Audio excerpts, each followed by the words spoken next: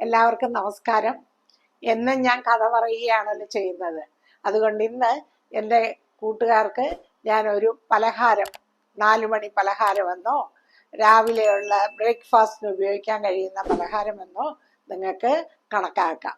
വളരെ സ്വാദേറിയ ഒരു പലഹാരം. ഇത് തമിഴ്നാട്ടിൽ നിന്നാണ് ഞാൻ പഠിച്ചത്. അതായത് വിഭജന സമയത്ത് കന്യാകുമാരി ഡിസ്ട്രിക്റ്റായി പോയിട്ടുള്ള തേങ്ങാപ്പട്ടണം എന്ന് പറയുന്ന സ്ഥലത്തു നിന്നാണ് ഞാനിത് പഠിച്ചത്. അതായത് എൻ്റെ ഹസ്ബൻഡിൻ്റെ വീടാണ് അവിടെ.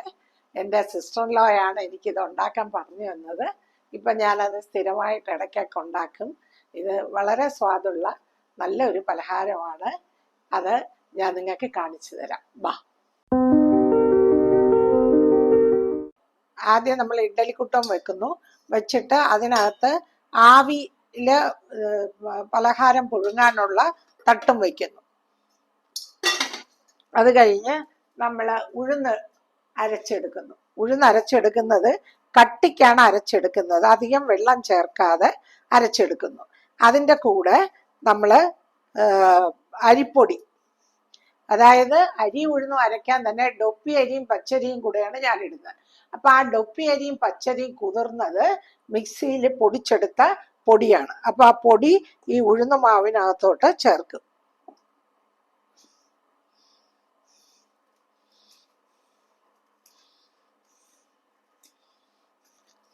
ആവശ്യത്തിനുള്ള ഉപ്പൊഴിക്കണം. അതുകൊണ്ട് തന്നെയാണ് ഈ പൊടിയായിട്ടുള്ള അരി പൊടി എടുക്കുന്നത്. അല്ലെങ്കിൽ അരച്ചതെടുത്താൽ മതി. പക്ഷെ അപ്പൊ ഈ ഇലയിൽ നിൽക്കത്തില്ല.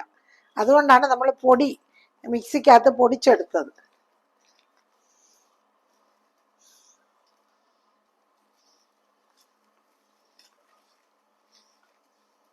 എന്നിട്ട് നമ്മൾ കുറേശ്ശെ മാവ് ഈ ഇലയിലോട്ട് പരത്തും. ഈ ഇലയുടെ പേര് ചീലാന്തി ഇല എന്നാണ് പറയുന്നത്. ചീലാന്തി അപ്പം എന്നാണ് ഇതിന്റെ പേര്. ഞങ്ങളുടെ നാട്ടിൽ ഈ ഇലയ്ക്ക് പറയുന്നത് പൂവരശിന്റെ ഇല എന്നാണ് പറയുന്നത്. പൂവരശിന്റെ ഇല എന്നാണ് പറയുന്നത്. ഇവിടെ പറയുന്നത് തമിഴ്നാട്ടിലോട്ടുള്ളവർ പറയുന്നത് ചീലാന്തി ഇല എന്നാണ്. ഇത് പഴയ കാലത്ത് വീടുകളിൽ ഇഡ്ഡലി ഉണ്ടാക്കാനൊക്കെ ഉപയോഗിക്കുന്ന ഇലയാണ്. മുരിക്കലയും ഉപയോഗിക്കും, ഈ ഇലയും ഉപയോഗിക്കുമായിരുന്നു. അപ്പൊ ഈ ഇലയിലാണ് നമ്മൾ ഈ അപ്പം ഉണ്ടാക്കുന്നത്, ചീലാന്തി അപ്പം.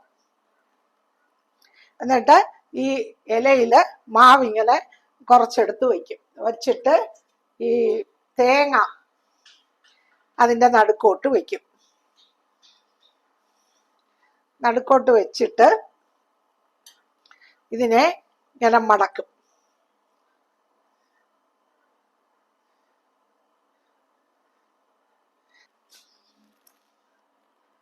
അപ്പൊ ഈ ഇലയുടെ തണ്ട് നമ്മൾ കളയില്ല. ഈ തണ്ടോടെ വെച്ചാണ് ഈ ഇലയില് ഈ മാവും വെച്ച് തേങ്ങയും വെച്ച് ഈ അപ്പം ഉണ്ടാക്കുന്നത്.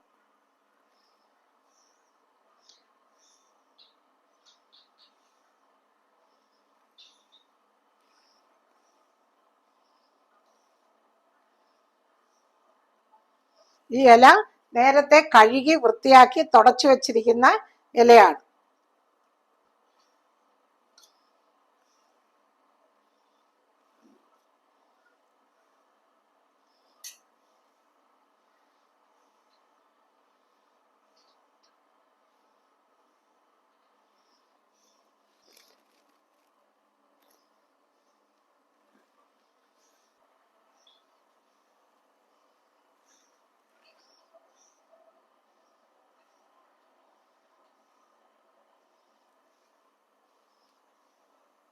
നമ്മളിത് ഇഡ്ഡലിക്കുട്ടത്തിൽ ഇങ്ങനെ അടുക്കിയിട്ട് പിന്നെ അടപ്പെടുത്ത് അടച്ച് ആവി കയറ്റുക.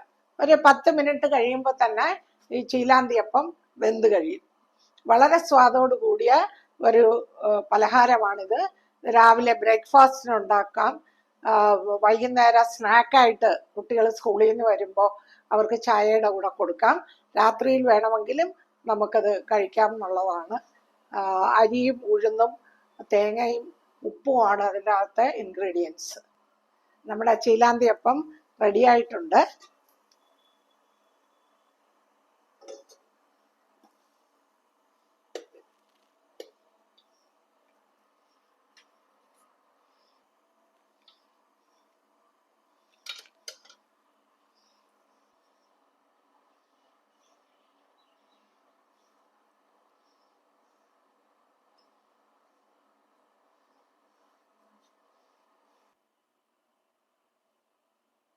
അങ്ങനെ നമ്മുടെ ചീലാന്തിയപ്പം റെഡി ആയിട്ടുണ്ട്.